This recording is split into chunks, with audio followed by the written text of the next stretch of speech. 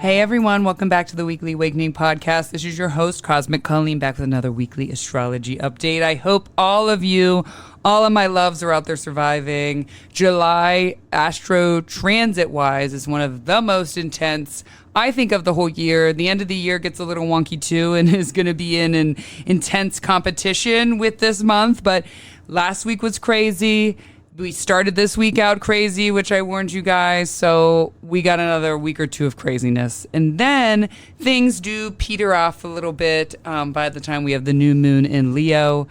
My Taurus placements, you guys have been going through it. We're moving away from that energy. It's just been intense. So let's talk about, this is what we're going to talk about on this week's episode. I have a few Mars conjunct Uranus stories for you guys, which were kind of still in that energy today, yesterday. It began Saturday night. But the rest of the week, today, Tuesday the 16th, 2024, Mercury began its shadow period in Leo. Then on the 18th, the sun will sextile Uranus and Taurus. And remember, though, Mars will still be in the mix. It will still be within a close degree to Uranus. Saturday, the 20th, we have Mars sextiles Neptune retrograde. And then a few hours later, it moves into Gemini. Yay. Kind of hard for my Geminis, but our energy is not going to feel so tired. Again, I know my Taurus placements are going to be grateful for that. Now that, because Mars is debilitated in Taurus, it's not really working at its best. That's Venus's sign. Things get a little bit wonky within that energy. Then on Sunday, we got the full moon in Capricorn. Later that day, though, the moon, like just 3 hours later, when the full moon is exact, it's going to be at the end of the zodiac moon cycle when it's exact. It moves into Aquarius, where it trines Mars. However, it's conjunct Pluto. So this Sunday is going to be a little bit of an intense full moon again. Okay? We're in a week of intensity, and I'll share with you how we're going to survive that week of intensity. Then we have... on July 22nd, the sun moves into Leo. And before that, though, like I said, when the sun will go opposite Pluto. So these oppositions to Pluto, as every planet began entering Leo, and then those really fixed energy signs where it's not super easy, it's been intense energy. All of them have been going opposite Pluto, hence why the last few weeks have been really intense. Let's talk about this Mars conjunct Uranus, though. I mean... Listen, we started to feel that energy, like I said last week, over the weekend, this past weekend. We started feeling it Saturday, even Friday night. Saturday, I don't need to go into it. Trump got shot. I'm not going to go into detail about anything of how I think, because I don't bring up politics on that. But as far as an astro transit, that very much sort of plays out, as you can tell, in the world, okay, with conjunct Uranus. Shocking, right? A shooting. Kind of sudden, you don't see, and then just announced yesterday, Roden and Fields, I guess. I'm not a multi-level marketer type of person whatsoever, but for my people that are, I guess this is a big deal. They ended up, I don't know if they're going public. I only read a little bit of it. I wasn't too interested. But yesterday they announced that they're not going to do that multi-level marketing consulting anymore. So, and this is like the third one I feel like that's gone under. Like, what is that one? Beauty Counter. I liked their stuff, but I think they closed maybe. And I guess I had a bunch of people on my social media who were these multi-level marketers, because people were like, I'm so sad, Ronan and Fields, they screwed us over. They said they would never do that. So right there, the ending of some sort of beauty company, which can happen with this transit. Uranus can be very generational, very group. And we got Mars cutting and ending. So they were like, see ya. Multi-level marketers, bye-bye. We don't want you guys anymore. Now, let me tell you what happened in my personal life, and then we'll get into the transits. If you don't want to listen, fast forward, and just how I said the transits in order, that's how I'm going to talk about them. So, just today, 3 hours ago, I was driving, coming from Exton, and I was merging onto 202 towards Westchester, and I see, people were flying, though, on Route 100, like usual, and I see this truck go fly, that was like a police undercover truck, go flying, and I thought, oh, he must be going after someone. And then I see like smoke billowing like on a car off the side of the road on 202, and someone wrecked, and we were like the first 3 people to go by it. The car was on fire. It was totally caught on fire. That's the second time in my life I've had. And I actually, the first time was 3 years ago, which was also a Uranus transit, which is kind of funny. But it blew up. Like, I just saw it. I hope to God no one was in there. I was moving fast because I don't want to be there when I'm sure they had to shut down the road, and I don't want to be there when the whole tank blows. But I just got there. Like, the cop just got there. I was like, holy shit, that person's car is on fire. So I pray for that person and, send them some positive. Hopefully they're alive, because, that's all that really matters in the end. Now, yesterday, if you saw my stories online, I got locked in my dentist's office, okay? So I went to the dentist. He was an hour behind. He's behind all the time anyway, but he was really behind. I go to pee. I close the deadbolt, and then I go to open it, and the deadbolt's not moving. I even took my phone. I start smashing it up. I smash it up, and it just is circling now. And I look inside, and something inside the deadbolt, like, broke off. And so I call her, and I was like, you're not going to believe this, but I'm locked inside your bathroom. So my dentist comes up, and he doesn't know what the fuck he's doing. And he's like, oh, it's supposed to, unscrew from the outside so I can pop it open. 10, 15 minutes. I was in there for 25 minutes total. Thank God I had a toilet. I would be panicked if I didn't, because I'm a peer. So I was fine. As long as I had a toilet, that's all I needed. And I just giggled my way through it. What the hell? I'm stuck. If I, like, a once in a million chance, I just laughed. And then finally, a good Samaritan, one of his clients came in, or patients afterwards, who knew what he was doing and unscrewed the door from the outside. And on the third kick, I wish it was a really good kick. I wish I would have gotten on camera. Boom, I busted open on the right side, opposite from where the deadbolt was. I mean, it doesn't get crazier than that. But then I go to my nail tech, and I asked, she's a Taurus, it's a different nail salon. She was moody as fuck as soon as I got there. I'm like, okay, I know the transits of today, so I'm just going to put on some calm music and kind of ignore her. She was snapping off literally at everyone around her, okay? This is very Mars conjunct Uranus and Taurus. Like, we had talked about that energy. And everyone else around was also pissed off. Other clients coming in. Everyone just had this aggressive. Then I go get Remy, and he said, you're right. You told me. I didn't say he was going to have a bad day. I said, you might be in a bad mood today, and you might have a harder day. Well, at the camp, one of the 16-year-olds, like, refused to let him go get his water bottle that he left inside of locker room. And I don't want to get into all the details of that story. However, I called and freaked the fuck out. My kids looked at me like, sometimes if I pop off in the moment, I get over it quickly. Like, it's a little scary. Just even with my words or the way I go off, all bets are off. And so I thought about it as I calmed down the rest of the day. And I was like, okay, I'm going to have to apologize. That's what I like to do. I know sometimes, even though they are wrong, the camp director, I didn't have to freak the fuck out on. Luckily, it was a voicemail. And I went there this morning. I walked up, and she had never even checked it, but we got things settled. However, I really said my point just without the swear words that I'd used prior. I'm like, don't leak that voicemail, because you would definitely see this other spicy side that I have. And, if you know me well, you know what I'm talking about. So that's what happened. I hope everyone is okay. Everyone is safe right now that's listening to this podcast, and that it wasn't so bad. But yesterday, Saturday, Sunday, really Sunday, Monday, Tuesday, very wonky energy, very intense. Maybe you didn't personally experience it, because I know my beauty ruled clients or the people who work in the beauty industry. I was like, thank God I was not doing hair yesterday. They were really feeling it. My Taurus people were really feeling it. My other fixed sign people. So just hold on the next few days, and things will get a little bit better. So Mercury entering its shadow period in Leo, now it's slowly progressing forward, and then it goes to a halt, and then it slowly moves backward from our point of view here on Earth. So it's moving forward. Mercury will station direct, though, in Virgo. Okay, so we're beginning this Mercury retrograde in Virgo, and then on August 5th, and then it ends in Leo on August 28th. So quick. As we get closer, probably next week, the week after, I'll drop a real episode about the Mercury retrograde. Half of you guys, that's probably what everyone's the most educated on, but kind of what we can expect, because the players will be fixed signs, but also for a little bit will be my Virgos and Pisces. We'll be feeling that. And when it's, some people feel the shadow more than others. Some say it's more intense at the beginning. Some say it's more intense at the end. I would say the retrograde itself is the most intense, but at the beginning, more so than the end. The beginning, when it begins shadow period, you can, sometimes have a little bit of that Mercury retrograde energy, like kind of underlining.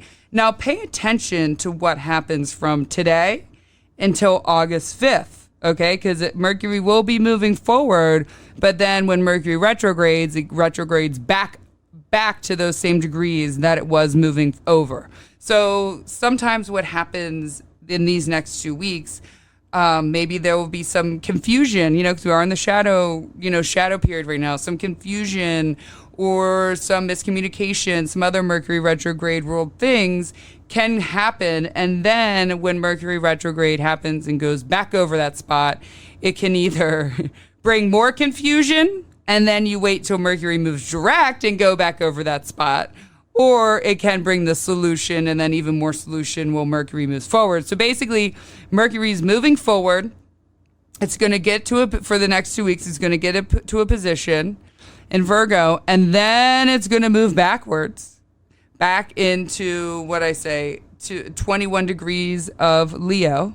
It starts at 4 degrees Virgo. So that during that time, it's resurfacing over these next 2 weeks, going back over, and then it moves back over forward again for a third time. So again, what plays out for you in these next 2 weeks can be the story or the theme of the Mercury retrograde, especially for my Leos, my Tauruses, my Scorpios, my Aquariuses, and then my Virgo and Pisces. So pay close attention to that. And again, as we get a little bit closer in the next 2 weeks, I'll get into a more detailed Mercury retrograde. But just really pay attention. What are these next 2 weeks speaking to you about? So on the 18th, the Sun in Cancer will sextile. So that's a nice, harmonious, but a light, not too big or drastic, Uranus and Taurus. So again, Mars will still be close to Uranus, will still be in a close degree. So Mars will be a little bit of the flavor. One of the things I liked for this is getting your ass moving a little bit, especially for my Cancer placements, my Taurus placements. You're finally getting a plan moving. You're finally feeling motivated. You're moving forward. This can bring shedding some light on an unforgettable situation, it could be unforgettable. I actually wrote uncomfortable, but shedding some light on an uncomfortable situation, something that was awkward or you didn't want to go to. Well, now you have to face it because the light has shown. We have the Sun in the moon sign of Cancer. So that is sort of illuminating, kind of like what a full moon does. It's going to be illuminating something around you. The shedding light part, and shedding light on something. So you might shed light on uncomfortable situation, but also just general shedding light. That's going to come out of nowhere. Being promised stability. Say, I don't have the stability you're looking for just yet, but I'm going to make you a promise for it. Balancing out your emotions in the moment. Warming up to a recent change in the plan, or just a recent plan in general. Finally, okay, I was begrudged by it, but now I see the change that I need to make to move forward. Okay, so then on Saturday, July 20th, Mars sextiles Neptune in retrograde just for a few hours before it moves into Gemini. And in that time, I'm going to say this, early Saturday, probably Friday night, some of you might get a little bit wild. That's usually what happens with Mars sextiling Neptune. You're just or maybe by the end of this week, you're too stressed out. You want to have 10 beers and you go ahead and do that. Now, my Gemini placements, Mars enters Gemini. I was just thinking about, who remembers, I was going to look it up. Was it last was it last year or was it year before when Mars was in, I think, did Mars retrograde last year or 2 years ago in Gemini? If you remember, that was one of the longest times it was in Gemini.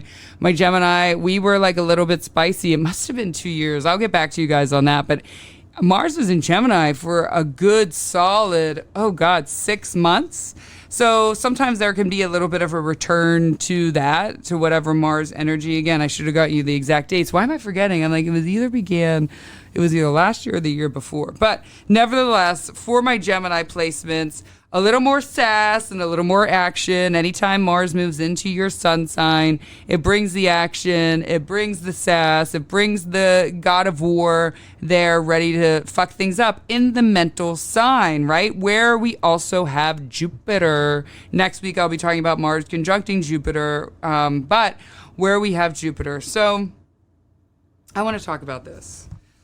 Fighting back, one of the general themes for everyone, right? Fighting back with sarcasm and dark humor. If you know Geminis and you add Mars into the mix, they can argue. They can argue just for fun. That's the thing about Geminis that can be very maddening. And I know I can drive people crazy that way is I don't back down from an argument unless I don't care. And it's been proven that halfway into an argument, I've started just not giving a fuck as well, and I can move away. But you'll see the fighting again with sarcasm, dark humor, kind of like a little bit of a know-it-all. Geminis, we can kind of be that way. It's not going to be passive-aggressive, a little bit more aggressive, but with the tone of humor, I guess, not like passive aggressive, but not like the sad kind or the kind that just really annoys you. More like, oh yeah, I just gave him that smart ass comeback and a little smile type.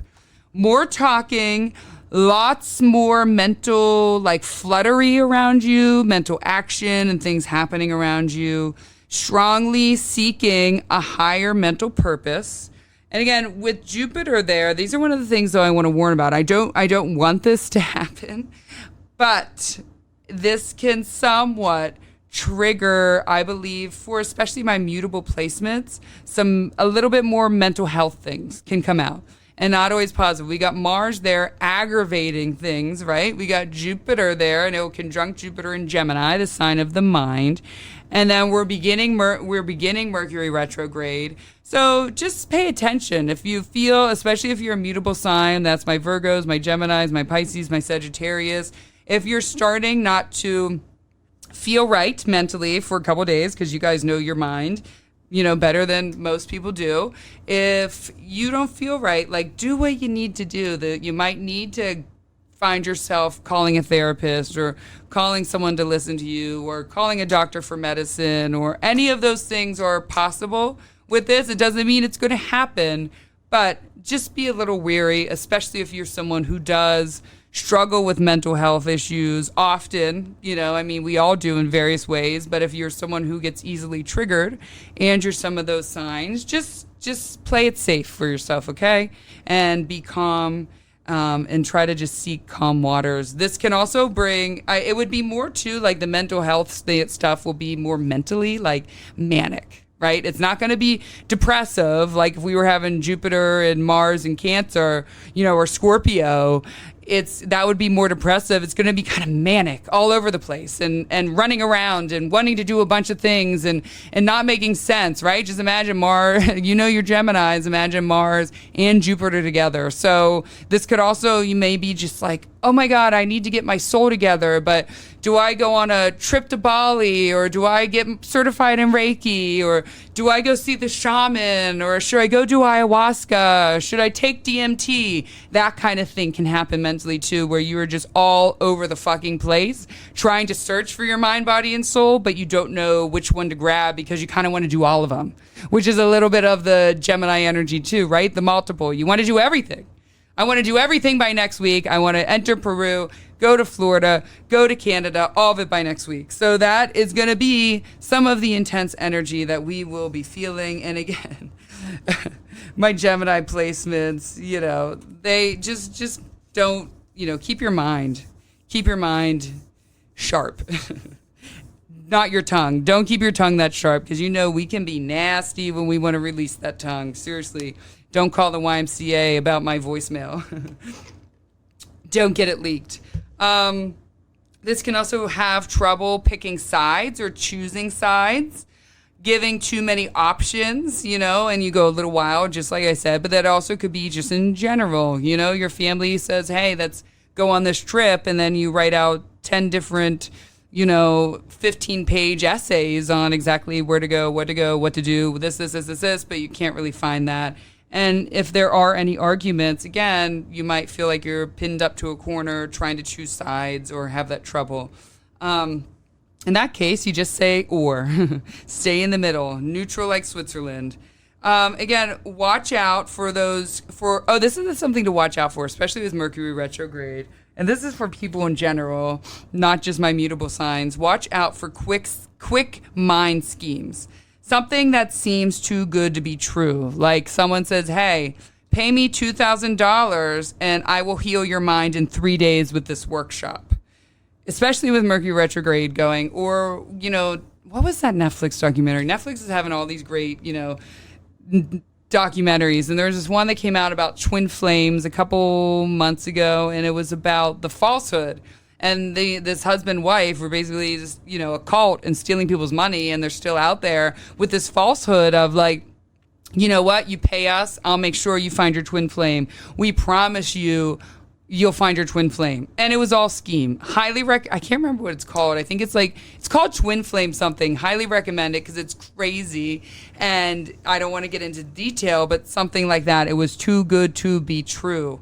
Remember that with Mercury retrograde. So if there's while you're out there trying to find your soul and connect your soul and your mind, if someone gives you something that says you can do this and it can happen for you very quickly, watch out for that. Run the other way.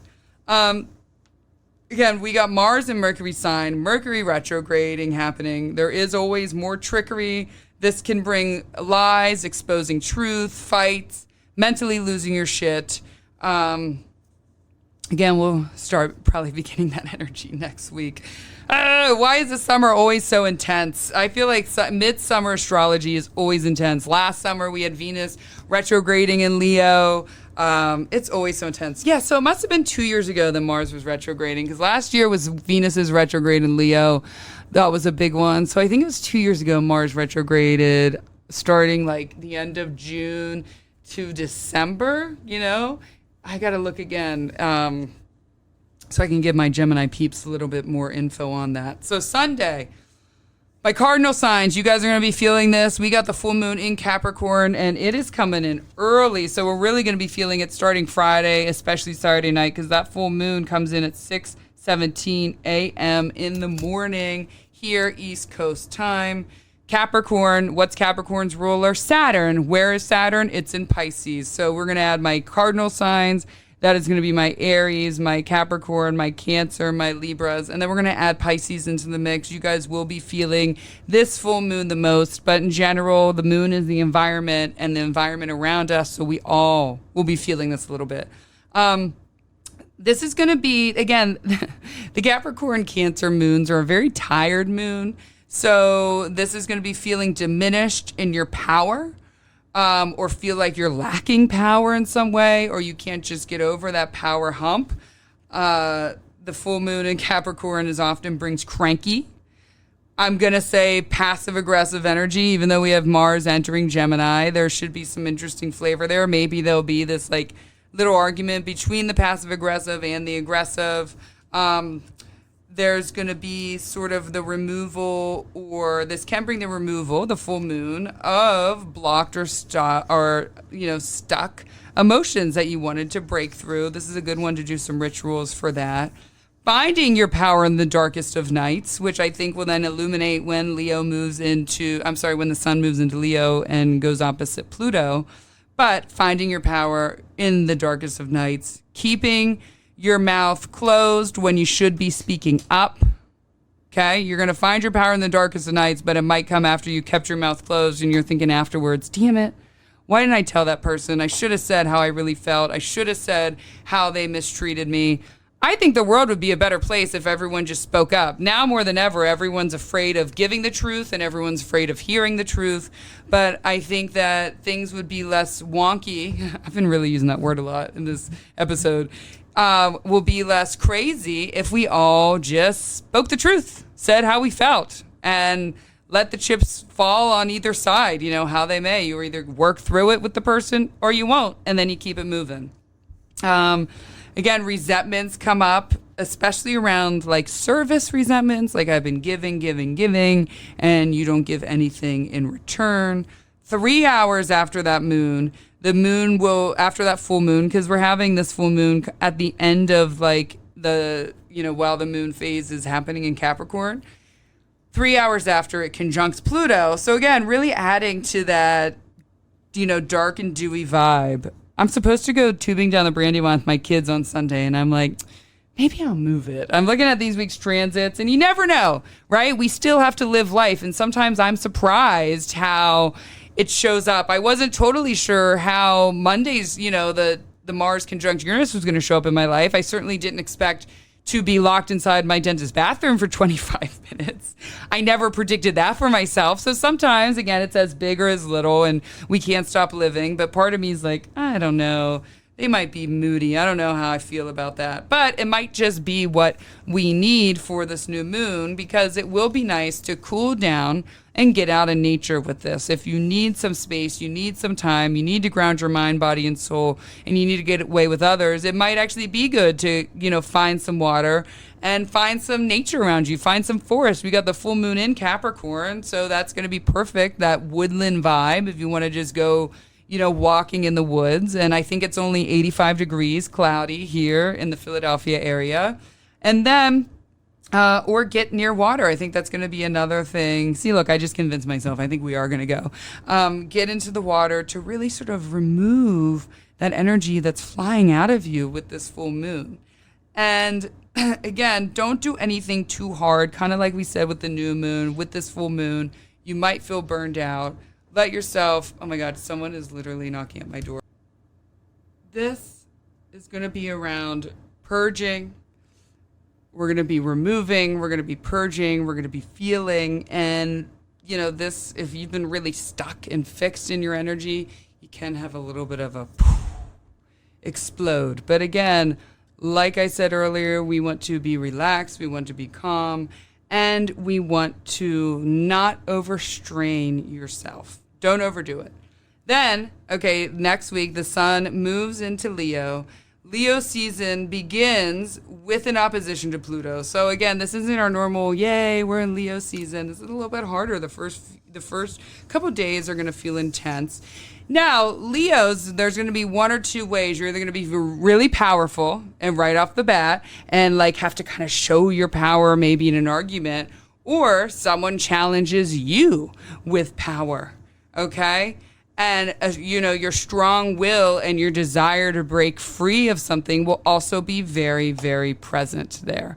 That's a very strong, I want to break through here. I want to break free, and I have a strong will. So it's almost like with this week's transits, we're building up. We're sort of tearing down to build up, if that makes sense. We're removing things to move things back in. Woo!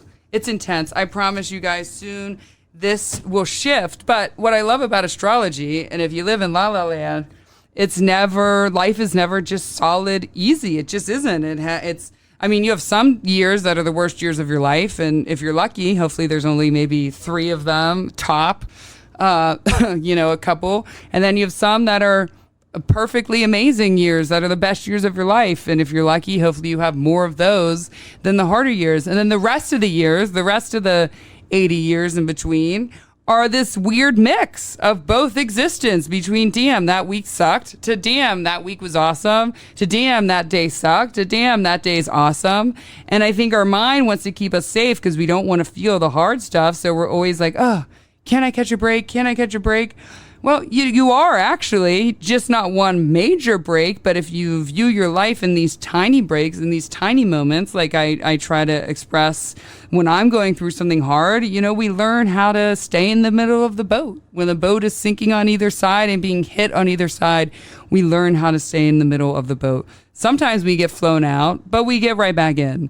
And so learn about this. And one of the biggest things, because I hate to say it, my Capricorns are quite sensitive people. They don't show it always, but they are sensitive, is the quickest way to make life not as hard is to not react to things and to not let things bother you so much, because half of this shit is stupid. I say it all the time.